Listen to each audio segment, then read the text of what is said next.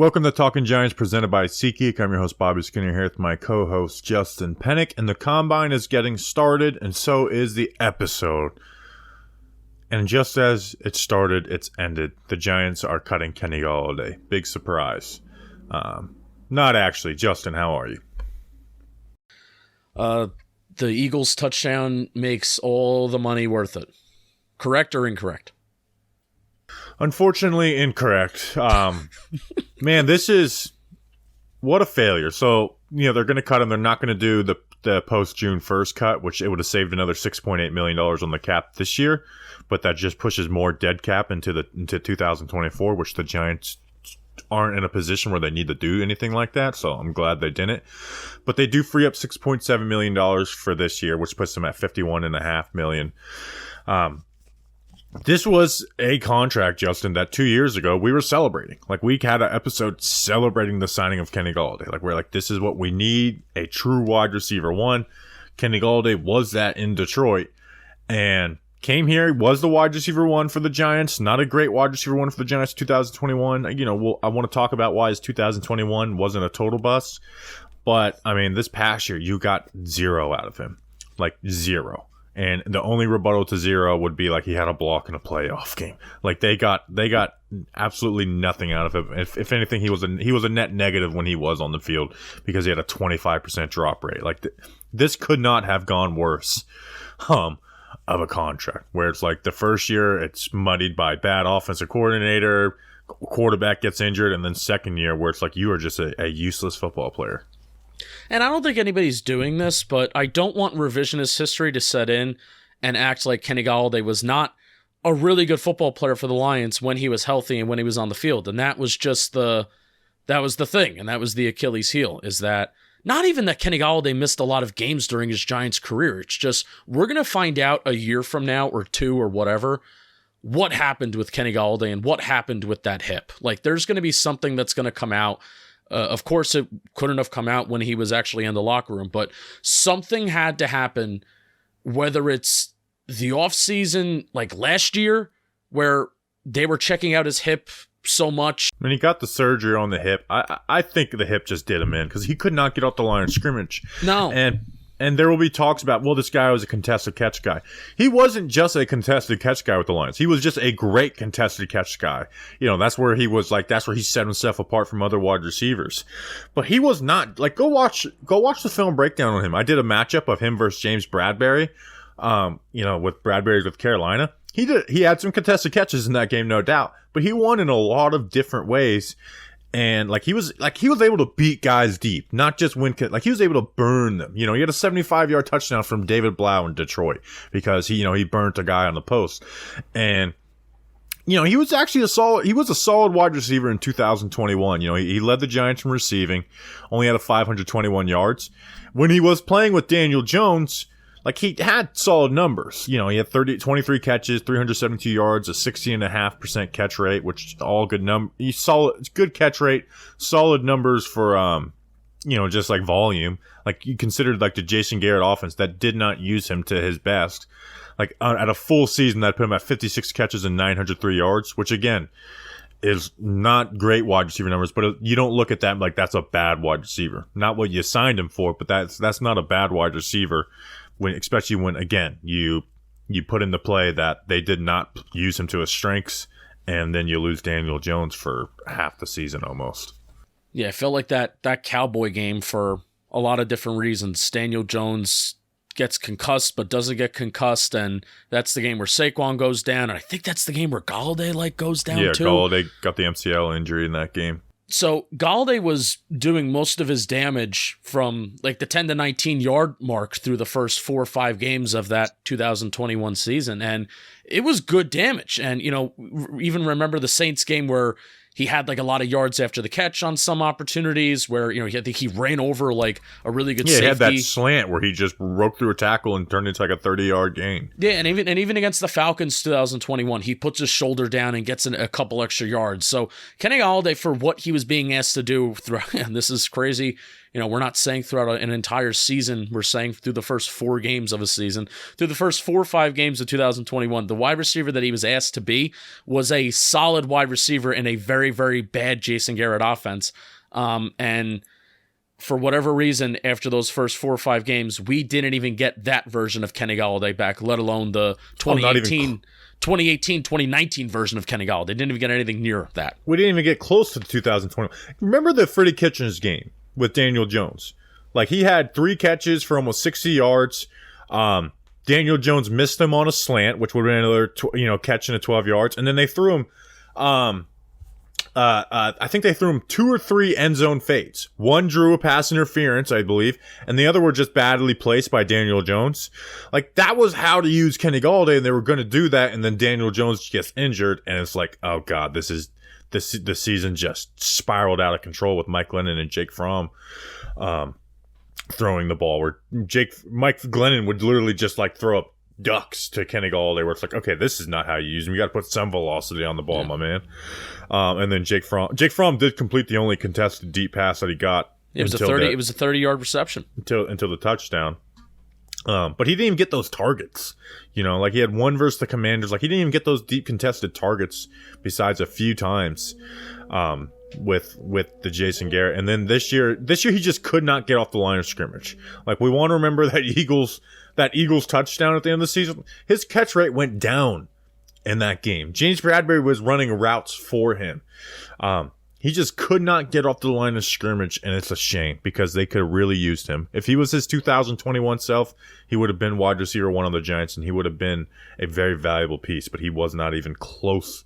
Not even close to that. He was a useless player. The only wide receiver that was on the roster this year that he deserved to play over was David Sills. And also, he couldn't catch the ball. Like, remember there were a few 25% catch rate or drop rate. I remember that Texans game where we were coming off the bye and we're like, Kenny Golladay, man, one more opportunity where this wide receiver room is just so bad and you're kind of bad, but you could be somewhat of a helpful piece in it. Yeah, it was the Lions game. It was the second game of Hodgins, and they were like, we're going to use him. I thought it was the Texans where we were coming off the bye where no, it was the Lions game. Forced targets to Kenny Golladay because this team is so bad. And then there was like a crosser over the middle of the field where he was wide open and he just dropped it. Yep, and that was basically the last meaningful snap that he played besides a couple blocking and clear out routes. Yeah. So, utter failure. But obviously this was the right decision, and it was a decision that we all knew and saw that was coming, Justin. Yeah. So, no dead money on the books for 2024. We're taking our medicine now. I'm a fan of it. Cool. Giants are going to have cap room to do whatever they need to do, as long as they kind of extend Daniel Jones in a timely manner. Yeah, we'll see. First, this episode was brought to you by Mike Carey and Evan Gilmore. Justin, who are these people? Those wonderful people. They went over to patreon.com/talkinggiants. They put it in their computer. They put it in their phone, and they said, oh, what's this? It's Patreon. I like these guys. I like Bobby Skinner. I like Justin Pinnock. I can run a 40-yard dash faster than Justin Pinnock. Thanks for everybody who watched the Combine, by the way.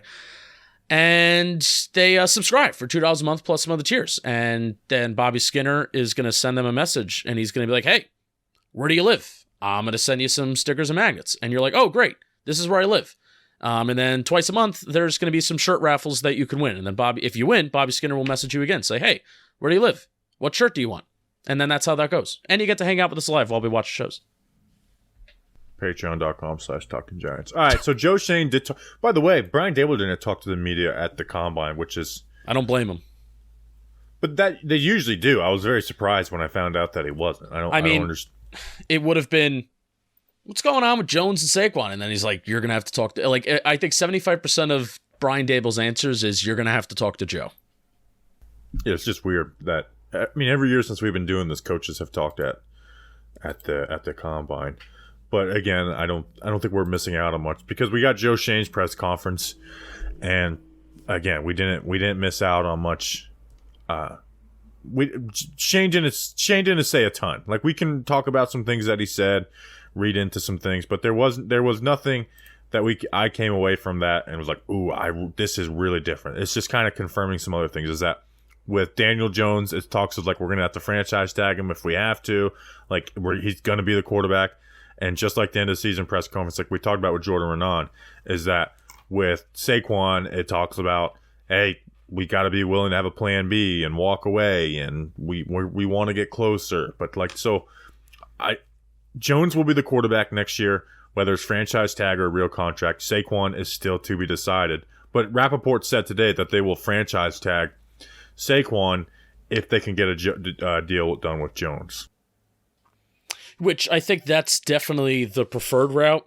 Extend Jones, franchise tag Saquon Barkley. But the more that I like think about it, and I don't know if it was Shane who talked about it, but the more like you think about it, if they franchise tag Saquon Barkley, is that not the most obvious? Like we all know what your future is here, and it's not very bright. And is that like a bad sign to a locker room and a building team and guys that like Saquon and I'm talking about guys in the locker room, not talking about fans, guys in the locker room that root for Saquon, that like Saquon, and hey, that could be me one day where that they just franchise tag me and they don't have any plans on extending me or taking care of me as a player. I think possibly, but at the end of the day, it's a business. Well, yeah, at the end of the day, it's a business, one. And at two, if you're Dexter Lawrence and say you're going to be in that situation one day, it's like, okay, what am I going to do about it? Am I not going to continue to play well, play hard, and be the best of myself? The only way it would really affect them is if they suck. They go 5-12 next year, and that's the case. Everything sucks because you suck, so it just makes things that aren't perfect worse, Like if we go 5-12, guess what? Brian Daboll's all of a sudden his answers in the media are gonna suck by everyone's accord. Even though he'll say the exact same thing. So, but specifically for Saquon, it would suck for him. Like let's just say they extend Jones, they franchise tag Saquon Barkley. Saquon Barkley has a 2021-esque type of season where it's very underwhelming and very disappointing, and then he's an unrestricted free agent. That would suck for him, and I guarantee it would leave a very sour taste in his mouth about the Giants, because then he's hitting the open market with zero momentum. Where at least if he were to hit the open market now, he may not get $16 million Christian McCaffrey money, but he'll get probably something close to it. So be good, Giants. Yeah, they traded Odell, who was the guys in the locker room loved. Did anyone from the 2019 Giants just be like, oh, the culture here, is making us not play hard, right? And that was with Dave Gettleman, who was horrible at dealing with personalities, unlike Joe Schoen, who goes and talks with these guys. And Shermer was flat out telling guys to stay away. He's telling guys like Shep to stay away from Odell. I think rightfully so. But nonetheless, that's and did Shep's play hard for Shermer? That was, did Saquon play hard for sure? Everyone played hard for those guys, except for maybe DeAndre Baker. But we kind of know he has his own issues. But you're right about, keep winning and everything will be all right. Yeah. Yeah. Lose 11 games in a row like Pat Shermer, and everything won't be all right. Janoris Jenkins, one of our corners is going to start, going at people on Twitter. Yeah. And the deadline for Jones franchise is March 7th at 4 p.m., so that's Tuesday. Yeah, so we'll have clarity. We should have some clarity on that by Tuesday. Well, we will have clarity on that by Tuesday. We'll know if he's going to get the franchise tag or not. Pretty simple. Rappaport's TV spot that he tweeted out, we tweeted out, made me feel a little bit better. He said that Jones and the Giants are closer to the Ravens and Lamar Jackson.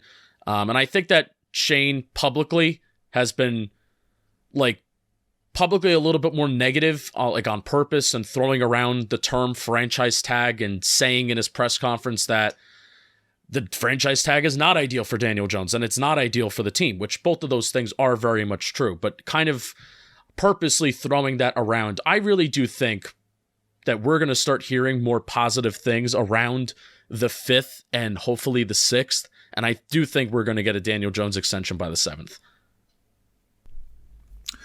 I don't know. It's just the reports are that, like you said, there's some hope from them, but the reports are they're so far apart. Like that Jones camp, and they just basically started negotiating with this new agency. Like, how much are they going to be willing to go down? Like, I think this comes down to how much is the Daniel Jones camp willing to go down? Yeah, because I think Giants and Joe Schoen have put themselves at like this is the number that we are not going past, or we're franchise tagging, and that's where the Giants have the leverage. So I hope Jones goes down, and I think honestly, I don't see how they can sit there and say that no, we are not signing for anything else in this, because then guess what? He's going to have to do the franchise tag, and that makes it harder for you to get a long-term contract. With a team that's probably not going to improve the offensive around him by huge metrics next year. Especially if they play franchise a tougher tag schedule. He probably was going to throw a couple more interceptions. It's not going to be as it's not like this offense is going to be revamped over one season. So. I think they're playing a dangerous game if they're willing to go on the franchise tag. Oh, it's a very dangerous game because, I was wrong, and we were both wrong about projecting Daniel Jones's chances of being the quarterback for the 2023 season. So I say this knowing that I was wrong there, but how much is Daniel Jones really going to elevate his status as an NFL quarterback in terms of how he's seen playing on the franchise tag? Because it would be like different sports, but it's basically just an Aaron Judge type move. No, I'm declining the contract that you're giving me now. I'm going to play on whatever salary I'm given to hope that I can improve my market, improve my value. I don't know if Daniel Jones is going to go from a $38 million quarterback or a $36 million quarterback, whatever the Giants are offering, to this $40+ million quarterback while on the franchise tag, while the Giants probably won't be able to drastically improve the team around him anyway. So it is it's a dangerous game for him. Because if he plays at the same level, they get back to the playoffs and aren't, super contender. Like, then if he plays at the same level, it's a win, right? Because the cap's going to go up another $20 million. You're like, all right, we're more consistent, a couple of years of consistency. There's after 2 years of it, there's probably more teams around the league. You can't franchise. It'd be dangerous to franchise tag him again. So he does have some leverage, but I think it's in everyone's best interest, like Joe Schoen said, to get a deal done. Yeah. I agree. Anything else from that presser that you want to hit on? These are such tiny points, but I feel they're worth mentioning. Joe Schoen talked about during the portion where he was talking with Paul Dottino and John Schmelk, interior linebacker and interior defensive line are thin draft classes this year, and interior linebacker has been a position that's been thin the last few years. Hey, maybe that's a little nod that the Giants are going to look to upgrade interior linebacker via free agency. And I also kind of like that he said that, because I think you and I would both kind of agree with that, because the Giants right now should be looking for a Mike linebacker, not for just a big, fast safety that, sure, they can fly sideline to sideline, but they need a guy that can stop the run. Yeah, I can see their one free agent, free agency signing that they put some decent money into being linebacker. That's a position where if you sign a guy in free agency, I don't think you're going to see a guy have a huge fall off. In fact, linebackers kind of get better up until those 30-year-old years. Like Blake Martinez was signed and became a better player with the Giants. So looking for a guy that fits what they do. But obviously, linebacker is going to be something that they spend. Maybe they'll get really crazy and go for an Edmonds type guy. We'll see. But that's all to be seen. Anything else from it before we go into the safety review? Two things. He talked a lot about wide receiver separation and emphasizing wide receiver speed. So yeah, it's not a shocker that Joe Schoen values separation and speed. Every GM should. But so here's the kind of the crux of it. Here's the quote: "We don't put anyone in a bucket because they lack height. If they have separation skills and speed in our system, that gives them versatility. If they can separate, we'll find a way to utilize them."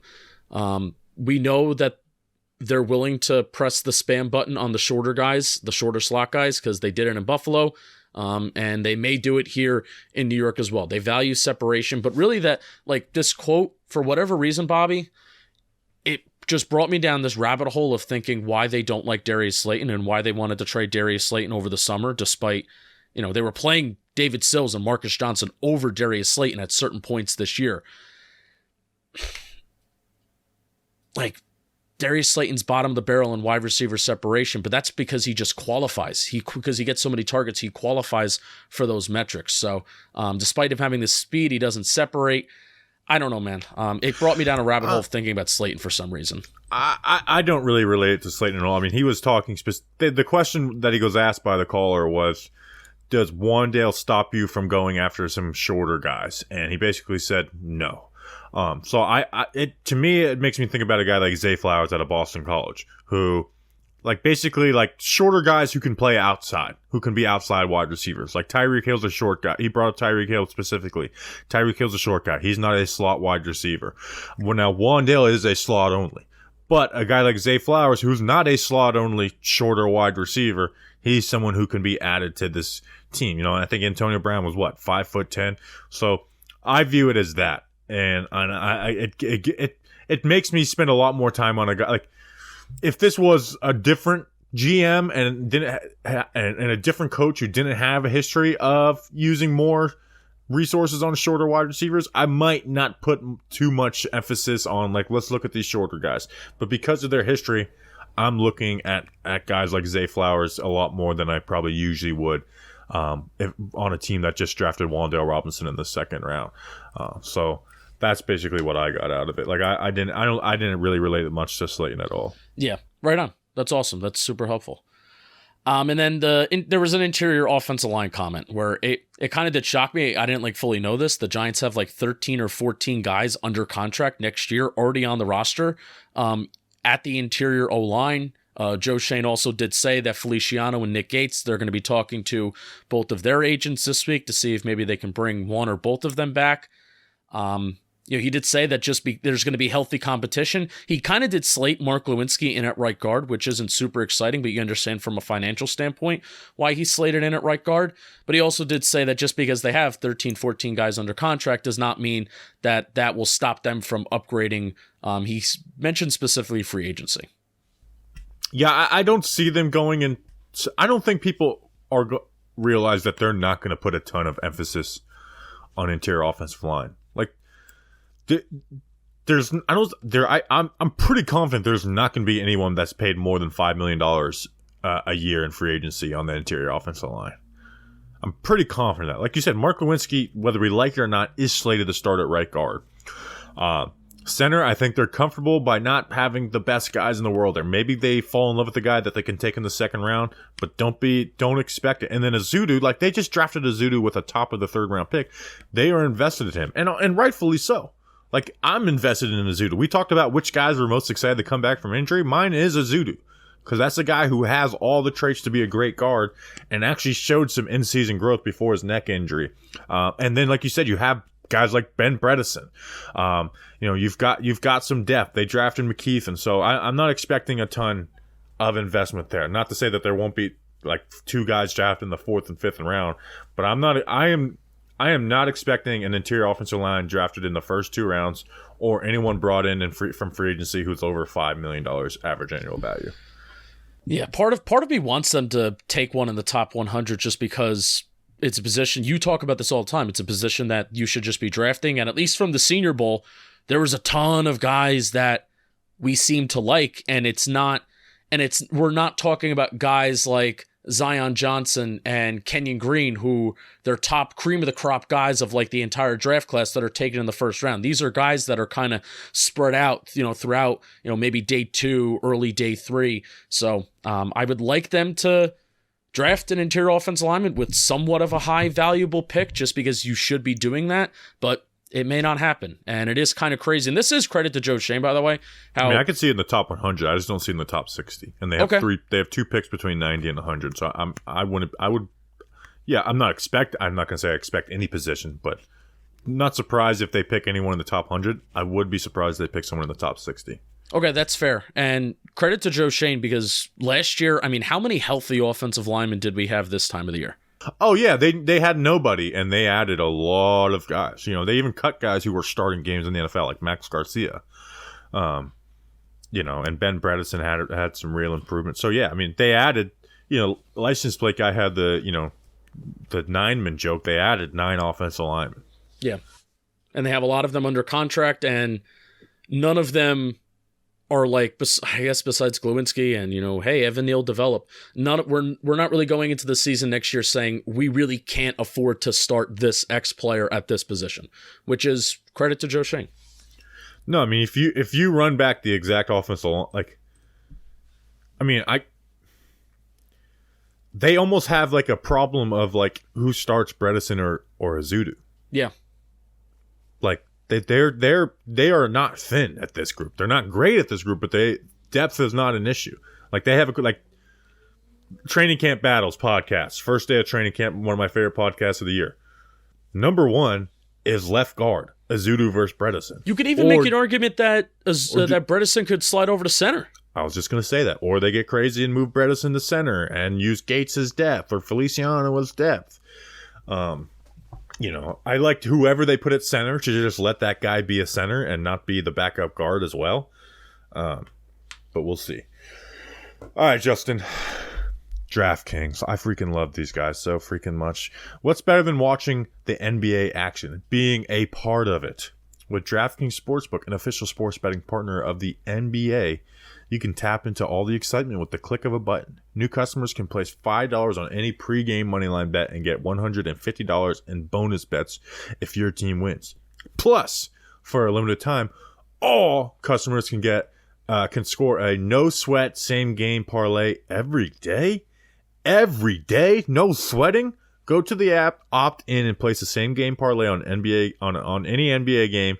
If it doesn't hit, you'll get a bonus bet back. I love it. Don't bet on the Nets. We're broken. I'm broken inside, and we're dead.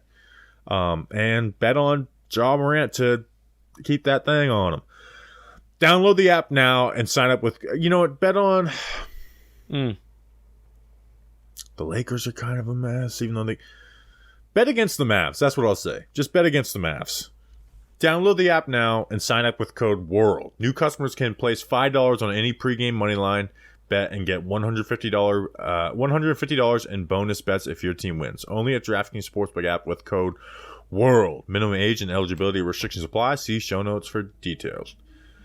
In Indiana, call 1-800-9-WITH-IT.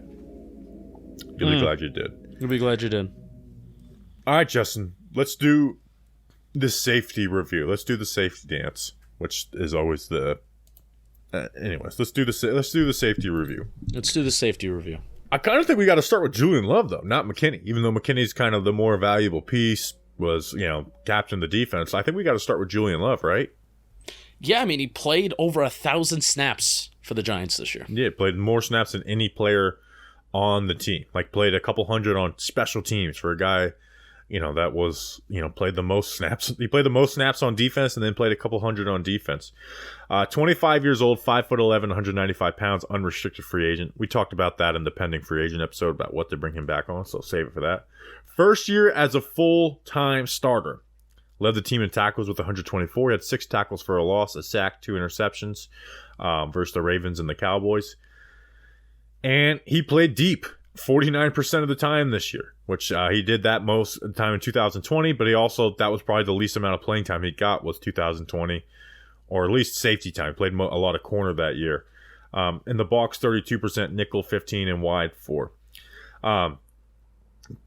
Justin, we talked about him coming into this year as a guy who's solid and he can put him at different places. And that's what he was for the Giants.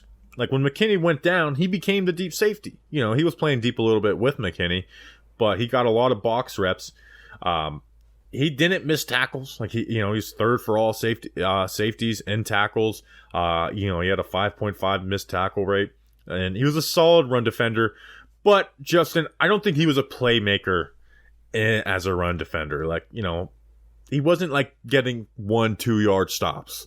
Like when you compare him to a guy like Jabril Peppers, like Peppers was a playmaker in the run game, and the pass rush game too, and did some good things in coverage, whether people want to believe it or not.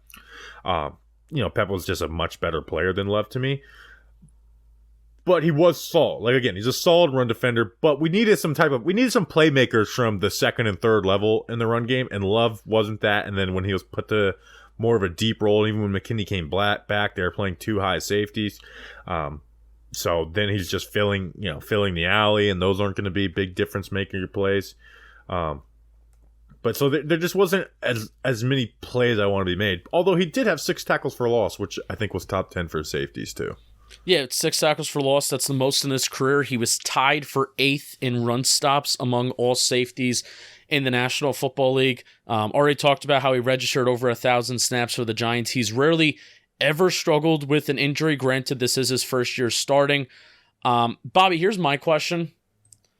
Because now this year, and it's a shame that he didn't really get a chance to play in the box more because Xavier McKinney broke his hand, so he had to play way more free safety and way more deep safety than I think even he would like. They even McKinney tried to play down. Another person at free, and it just never worked out. Yeah, but this is also, it's credit to Julian Love that even when you put him at free safety, it's not a disaster. It's not Antoine Bethea 2019 disaster, but it's not great. But you do have bad moments of big plays. Right, and that's the Eagle up. game. Yeah, like the Eagle game with Devontae Smith. That's terrible on 4th down. That's like the end of that game. Like when you see McKinney playing deep safety, there's a big difference in those guys. Like there is a huge difference in those two guys playing deep safety. Yeah. Like where Love is not going and getting his hands on a bunch of balls. McKinney does. Especially when you play too high, which is when Julian Love started playing deep, was from those too high looks. So I don't know what they are going to value him as, and the NFL is going to value him as a guy who's really only been a starter for 1 year. Obviously, he's had spot starts throughout, and a valuable player. You need guys like Julian Love on your team, but I don't know if you need to pay Julian Love like a top 15 safety on your team. Before I talk about that, I want to just ask you, because 2019, he was that playmaker in the run game. He had 5 tackles for loss, in like 4 games? It was insane, the plays that he was making in the run in 2019. What was he doing in 2019, if you remember this? It was James Betcher. James Betcher. What a world. What was James Betcher having him do, filling in for Jabril Peppers those final 4 games of 2019 where he made all those plays against the run and he looked like an awesome box safety, where this year he finally got back to that role at somewhat of a full-time basis, especially early in the year, and it wasn't the same. So what Betcher did, with Betcher, you had 3 really good defensive linemen in Leonard Williams, Dalvin, and Dex. Dex obviously was a rookie, but he was still really good as a rookie.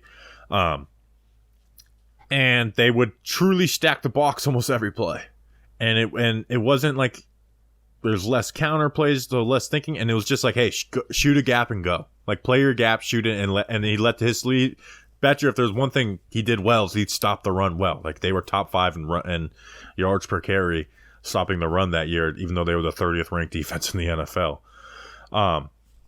So Betcher just kind of let them shoot their gaps and go. And he put less responsibility on Love than he did a guy like Jabril Peppers, where there's more coverage responsibilities for Jabril Peppers, where Love was kind of play the flats. And I can't believe it feels like yesterday, even though it was so long ago, 2019. And he was able to just shoot gaps and go, which when Wink has you up in the box, it's part of, an elaborate run fit, and we're blitzing, so you got to replace this guy, and you may, have the 2 gaps. So there's a lot more responsibility that Wink is going to put on that safety, whereas Betcher's just like, hey, this is your gap, play it fast and go. Yeah, man, and I want to save this talking point with McKinney because I went back to our PPP notes with McKinney, and there was a certain phrase that we used about preventer or playmaker. What are you going to be? Let me ask you this just about Wink Martindale's defense. Who was the playmaker in Wink Martindale's defense? Like, what is it set up to be? Is it set up to be the edge rushers making those tackles for loss? It's set up for the corners? Yeah, so it's why we have such a low completion rate against them.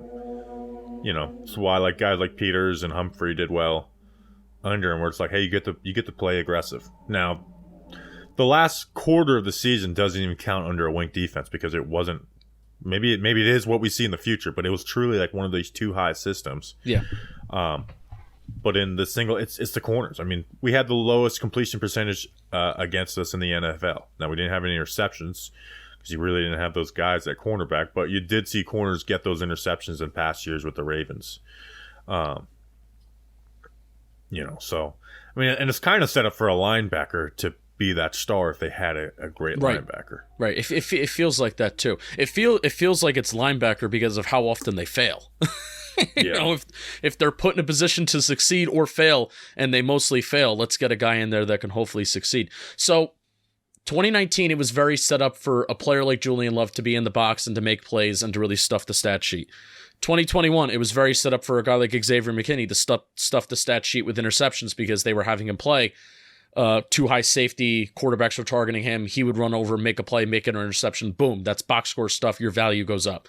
So can I say this, though? If McKinney played the box more like Love got to, McKinney would have done better. Like, McKinney, when he did play in the box, was our best linebacker. Like, McKinney was really good playing in the box. So I'm actually down on McKinney in some different areas than most people are.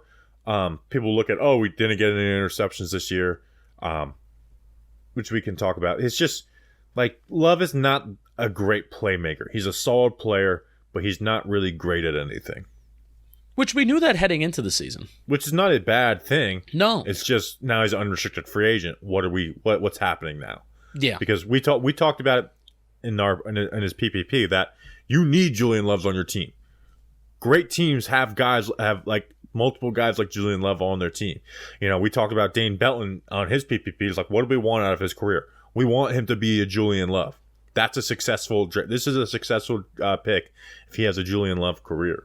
So it's sometimes it depends on the tone of the conversation, but because he's an unrestricted free agent, the tone of the conversation could be a little more negative with Love because it's like, okay, but what are we paying this guy in the open market? Right. The phrase that I keep going back to this offseason is you got to pull hairs. You got to pull hairs when you talk about paying guys, extending guys, whatever the case may be. Split hairs too. Is it pulling hairs or splitting hairs? I think I'm getting hairs. that. Yeah, I'm such a fucking idiot. I swear to God. That's a Rickyism. I'm more like him than I know. Let's do McKinney. Don't worry, it's water in the fridge. Let's do Xavier McKinney, 23 years old, 6 foot, 201 pounds. 1 year left on his contract. Man, it's crazy how time's flying by with these kids. I remember when I was, just a boy. He only played 9 games this year because he freaking had a four-wheeler accident. 45 tackles, 2 tackles for a loss, a sack, and 5 passes defended. Played deep 58% of the time, the box 32%, and then 10% at corner.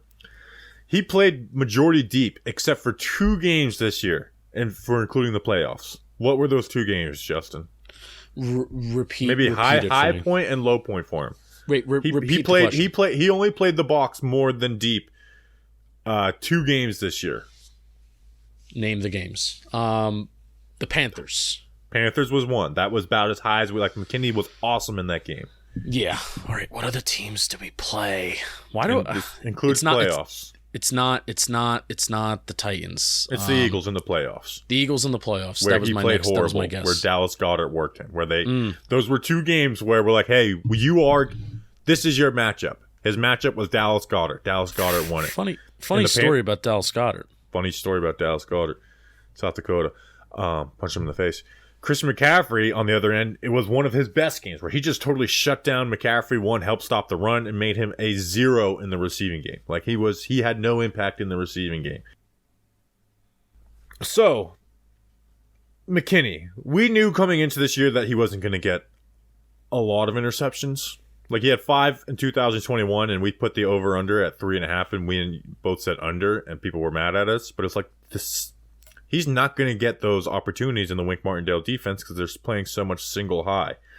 And we saw that. Like, he was not getting his hands on a bunch of passes. He didn't have, he didn't have any interceptions, and it's not like he had any dropped interceptions. But here's how you know McKinney is still the same player, is that when he did come back from an injury and the Giants all of a sudden were this too high safety team, McKinney was getting his hands on passes. Even though one hand wasn't very working properly because of the ATV accident. Like he had in those 3 games, he had 3 passes deflected. He had 7 and 7 total for the season in 11 games when you include the playoffs. And again, those last 3 games were in those 2 highs, and he was making plays on the ball.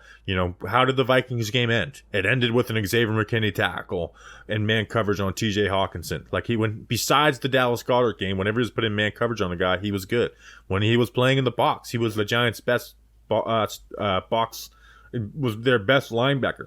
So besides the Eagles game, McKinney did play really well this game, but like we said, he's not going to put up the flashy numbers in this defense because, again, he was more of a preventer than he was a playmaker. Remember how we were talking about Fabian Moreau is a shutdown corner? He was ranked 5th shutdown corner by this website because he's not giving up. Guess what? A lot of that had to do with Xavier McKinney being in the lineup. Then Xavier McKinney goes out, and Fabian Moreau starts to get cooked when he's out, and we lose all Adore too, and it was just like like a lot of that had to do with Xavier McKinney making plays over the top and shading over to that side. So McKinney is still a really good player, but he's not going to have the numbers. And here's where I'm going to tell you what bothers me about McKinney. And this stuff doesn't matter if you play great. He kind of annoys me as a person. The four-wheeler thing was really stupid. Was really dumb. And it was dumb to come back and be combative when you got asked about it. And act like it was a baller for you to be asked about this.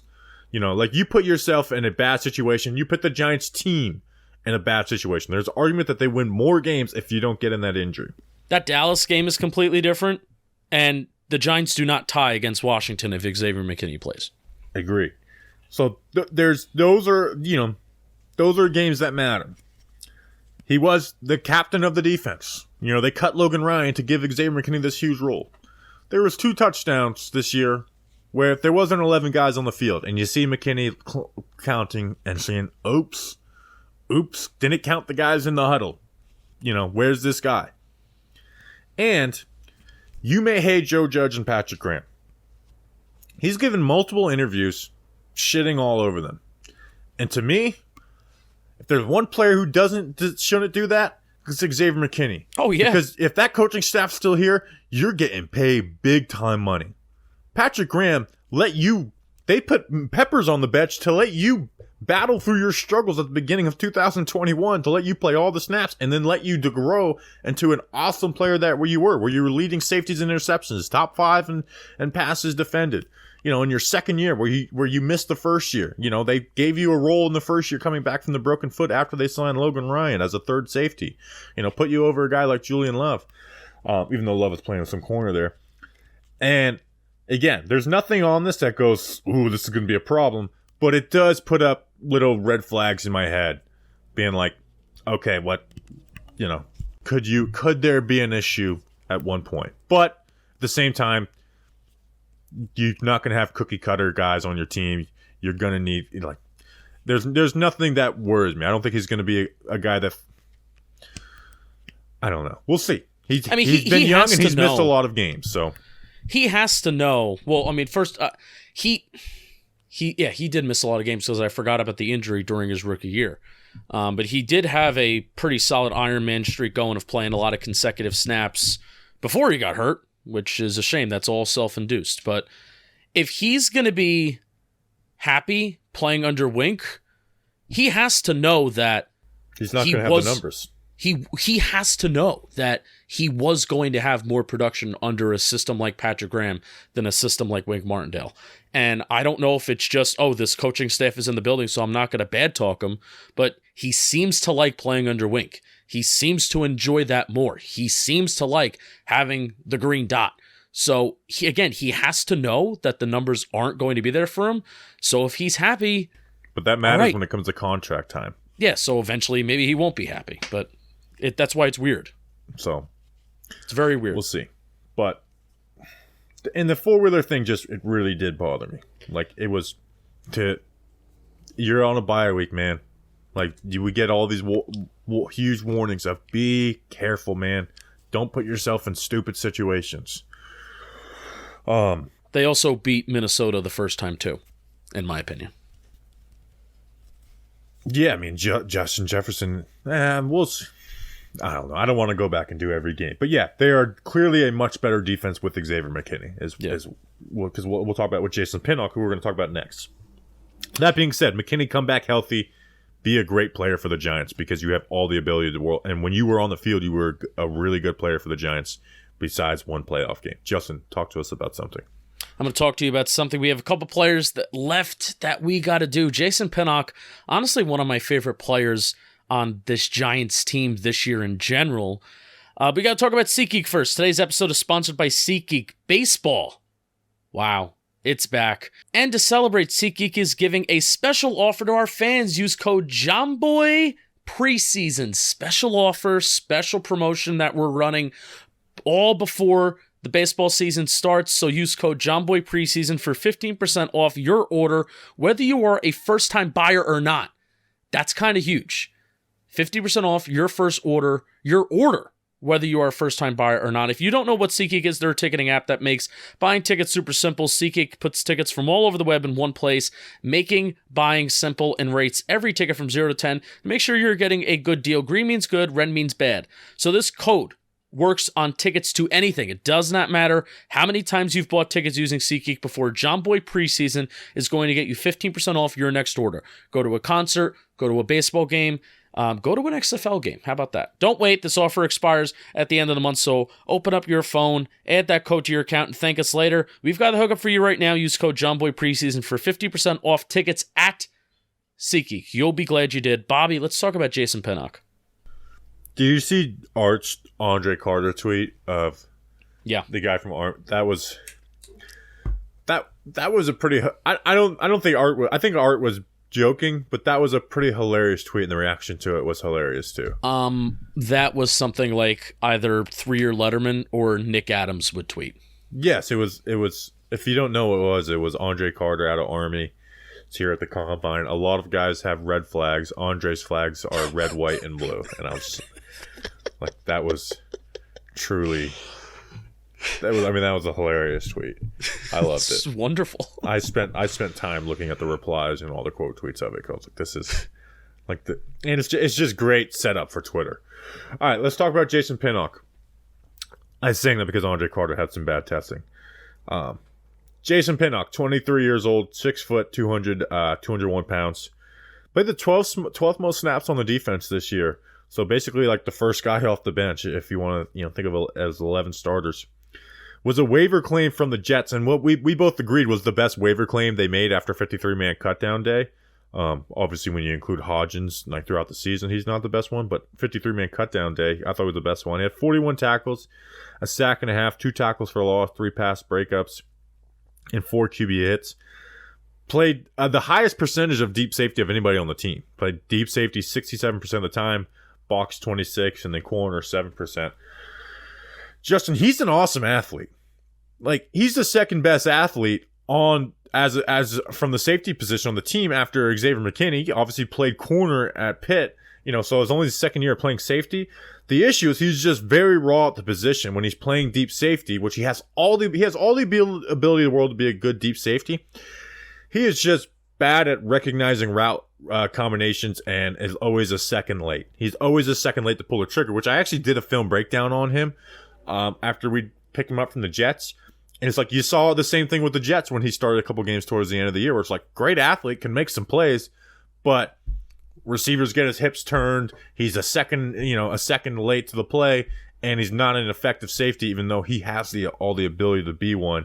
And I think, again, I'm not expecting some huge jump from Pinnock, but he is someone, again, who should be on the team for the next couple of years, turning out the rest of his rookie contract, and hopefully can turn into a Julian Love type player. Both guys who move from corner to safety. I think Love is a little more built up for the box, but Pinnock plays strong in the box too, even though he didn't get a ton of reps for the Giants. That flash for the Jets. And they used him a ton, and he had good production as on those third and long nickel corners would send the blitz. He had 2 sacks and 4 QB hits doing it. I know that's not the greatest indicator of playing in the box, but again, they felt him using that speed. He was able to do stuff like that. So again, I think he's a guy who's going to play out the rest of his rookie contract, which is 2 more years for the New York Giants as a depth piece.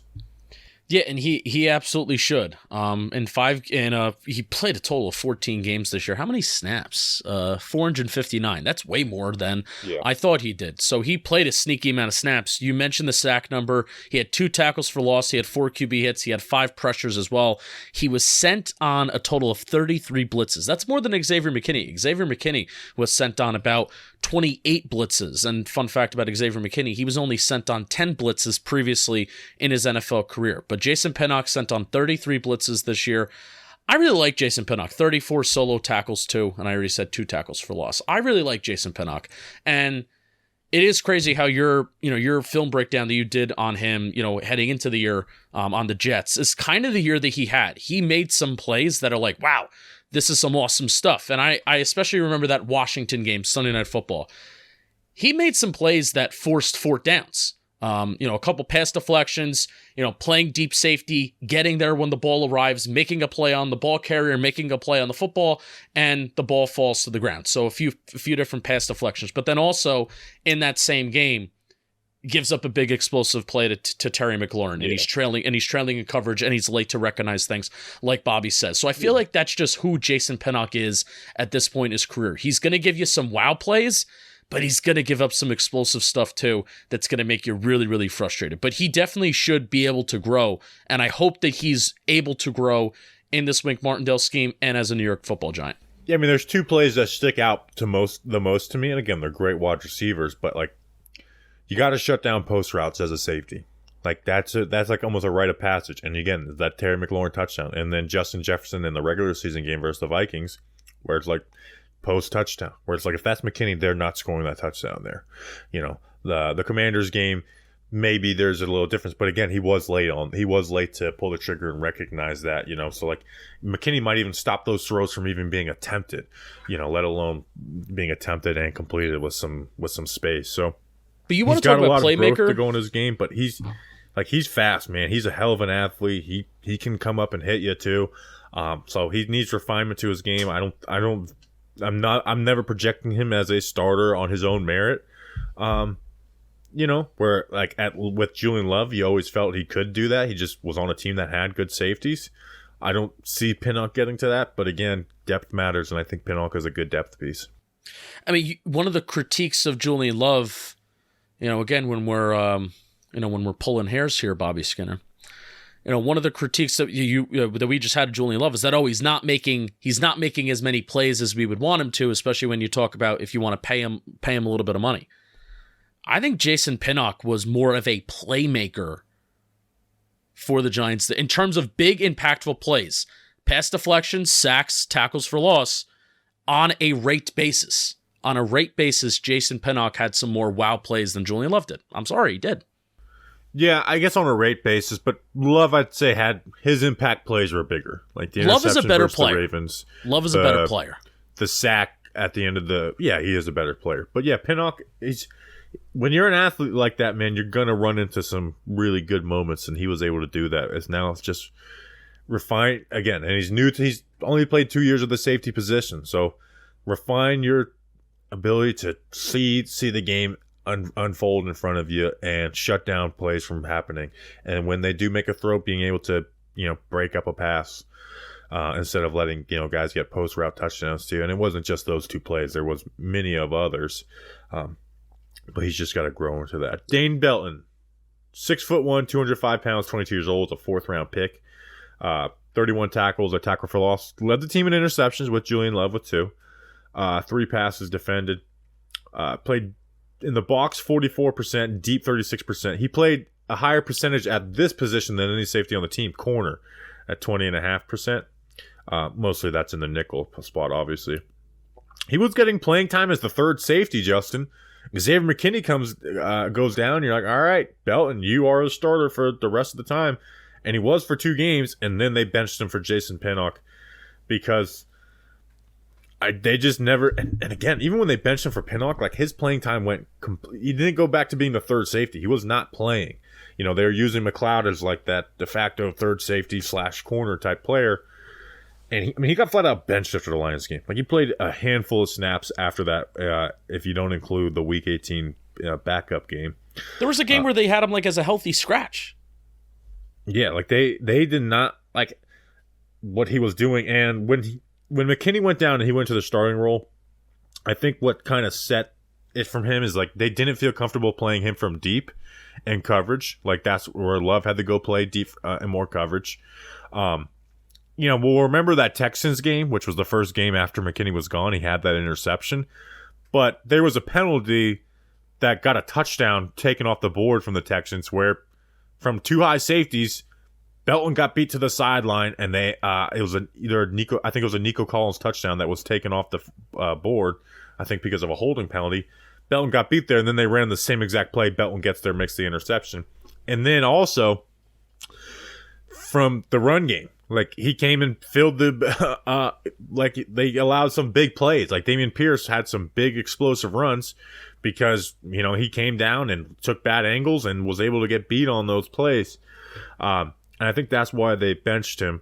And the reason they played him with McKinney and Love was the thing he was good at, Justin, was playing man coverage on tight ends. Like he's a good man cover safety. And that's what we saw from him at Iowa. And he did a solid job as that. But as they went away from playing as much man coverage, when you lost Adore and McKinney and, started playing Pinnock as a starter with Love, they just felt like the box guys like Tony Jefferson were more valuable. If Julian Love walks, are you feeling comfortable with the safety room as is compromised with Xavier McKinney, Dane Belton being the expectation should be for him to be number 2 and better than an August add-on last year, right? So it would be Xavier McKinney, Dane Belton. Wait, who is the expectation to be a number 2 safety? I think like a starting safety is a number. You're talking about a starting next to McKinney. If Julian Love walks and they don't add anybody this offseason, right? It would be Xavier McKinney, and at least for me, I would expect the draft pick, Dane Belton, to be a starter over Jason Pinnock. That's my expectation for Dane Belton to eventually get there, but I'm not confident in it. I think Jason Pinnock is a better player. For the draft pick of Dane Belton is to be kind of like a third safety, good depth guy. Okay. Like if Love walks and they don't add someone to this room, you're not feeling great about the safety. I mean, you're feeling great about McKinney. You're not feeling great about the safety room as a whole. Right. So, so Julian Love was picked 108. Dane Belton was picked 114. Dane Belton's not the same player that Julian Love is, and he won't be. Like he's not. He doesn't play aggressive when he is in the box, even though he's got the build and stature to play in the box. Not great change of direction, so you don't feel great playing him from deep. I mean, he's really kind of that star defender where you put him at nickel corner and put him in man coverage against tight ends when teams are going light. When they want to play from these light formations, that's where you feel good with him. Putting him like between the slot wide receiver and the tight end when he's in line, and when you flex the tight end out, putting him in man coverage on there. And he's good at that. Like he is good at that role, and that's why we had a favorable view of him before McKinney got hurt. But when he was put into a bigger role and had more responsibilities, he really struggled. How old is he? 22. All right, that's young. Grow, get better. Because right now I didn't like the draft pick at the time, and I probably still have like my pre-draft bias against Dane Belton, and I'm probably putting a little too much expectation on him because I want him to be good, but I wasn't thrilled with the rookie year. I wasn't thrilled that they flat out just benched him when they needed him. They needed him last year, and they just flat out benched him, and he was not involved in a defense that desperately needed some sort of safety help. I just think Pinnock was a better player, and then they started using McLeod in the role that Belton was playing before. Yeah. And that just doesn't make me feel good about Dane Belton's future, because this is Nick McLeod, who was, cut from another team in training camp, signed to the Giants, and then Jason Pinnock, cut from another team during training camp, signed to the Giants. Yeah, I don't think anyone should feel great about Belton, but rookie year, so let him grow and see what he can turn into. And he's not going to turn into he's not going to turn into a Julian Love, but if he can be a notch below, then he's a guy you keep around. Let's not even do Tony Jefferson. I'll just read. Tony Jefferson, 31 years old, 23 tackles, got hurt, then came back. He only played as the big dime box linebacker. He did do his coverage responsibilities very well. Like, he was kind of perfect in them, even though they didn't ask much out of him. So we'll see if he's back. Wink Martindale likes him. Good guy. Anything else, Justin, before we end this episode? Tony Jefferson, good guy. Love you, Tony. That's an episode. We'll be back on Tuesday. Some combine wrap-up. We'll see what else we might have. Maybe we'll have some news, some contracts. Eventually, we're going to have like a Daniel Jones franchise tag contract conversation, Saquon contract franchise tag walk conversation. Eventually, that's going to happen.